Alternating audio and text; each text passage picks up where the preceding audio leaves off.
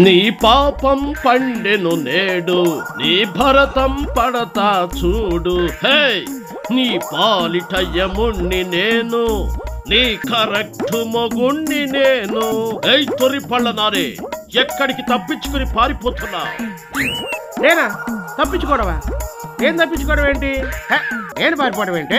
ఏ చిన్న సందర్భం వచ్చినా బందర్లో ప్రెస్ మీట్ పెట్టి పిచ్చి కుక్కలా వాగే నువ్వు హైదరాబాదు పారిపోయి రాలేదా? మీడియాకి కనిపించకుండా దాక్కోవట్లేదా? అదంతా నా మీద గిట్టని వాళ్ళు చేసే పనులు. నాకు బొచ్చుడు పనులు ఉంటాయి. హైదరాబాద్లో నాకు వ్యాపారాలు ఉన్నాయి, హైదరాబాద్లో ఆస్తులు ఉన్నాయి. ఇక మాకేం పర్సనల్ పనులు ఉండవా ఏంటి? ఇంకెన్నాళ్ళు చూపిస్తావు నీ మేకపోతు గాంభీర్యం? రప్ప రప్ప అంటూ మీ కార్యకర్తలను హలాకాదురా సన్నాసులారా, చీకట్లో కన్ను కొడితే పరైపోవాలి అని రెచ్చగొట్టి ఇప్పుడు నిన్ను ఎక్కడ అరెస్టు చేస్తారో అని భయపడి పారిపోయి డ్రామాలు ఆడుతున్నావు. అంటే అది అలా కాదు గురువు గారు. నేను చెప్పేది ఏంటంటే, అది అసలు ఏమైందంటే, నీ బొందయింది. నీకు జైలుకు పోయే రోజులు దగ్గర పడ్డాయి. మీ నాయకుడిని ఆకాశానికి ఎత్తేసి పొగిడేస్తే నీకేదో లాభం ఒరిగిపోతుంది, పార్టీలో నువ్వు తోపు లీడర్ అయిపోతావని అనుకుంటున్నావు. మీ జలగ తర్వాత నువ్వే అవుతావన్నట్లు బిల్డప్ ఇస్తున్నావు. అక్కడంతా సీన్ లేదమ్మా. అలా కాదు పోలీస్ గారు. మరి పార్టీలో ఉన్న తర్వాత ఆ మాత్రం పవర్ఫుల్గా లేకపోతే ఎలా? ఏదో అంటాం, అన్నీ అలా సీరియస్గా తీసుకోకూడదు. అనాల్సినవన్నీ అనేసి సీరియస్గా తీసుకోకూడదు. జోక్ చేశా అంటే చట్టాలు ఊరుకో. నువ్వు అన్న మాటలు నిజంగానే మీ వాళ్ళు తీసుకుని ఏదైనా చెయ్యకూడని పనులు చేస్తే దానికి కారణం నువ్వు కాదా? అంటే ఇంకా ఏం చేయలేదు కదా అండి. మా వాళ్ళు చేయకుండానే నన్ను ఎందుకు ఇబ్బంది పెడతారు?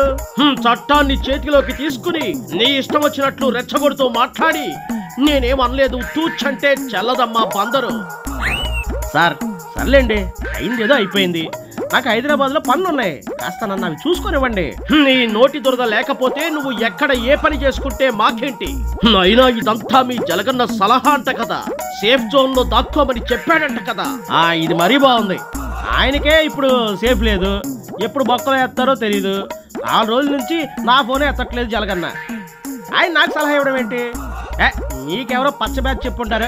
మాకు వచ్చే ఇన్ఫర్మేషన్ మాకు వస్తుందిలే గాని, ఆ మిథున్ రెడ్డిని అరెస్ట్ చేసిన దగ్గర నుండి నువ్వు సైలెంట్ అయిపోయావు. ఏంటి కథ? కథ ఏముంది చెప్పడానికి?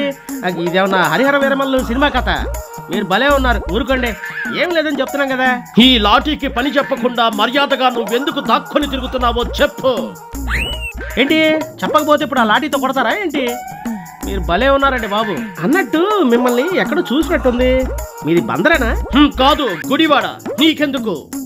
గుడివాడ అయితే మా గుట్కా నాని అడ్డ మావాడి కూడా ఇప్పుడు హైదరాబాద్ లో ఉన్నాడు. ఓహో, మీ సైకో బ్యాచ్ అంతా ఒక్కచోటే చేరారన్నమాట. ఆంధ్రాలో మీ ఆటలు సాగడం లేదని హైదరాబాద్ లో గూడు పుటాని మొదలెట్టారా? ఫ్రెండ్స్ అన్న తర్వాత కలుస్తామయ్యా. ఇప్పుడు ప్రతిదీ నీకు చెప్పాలా ఏంటి?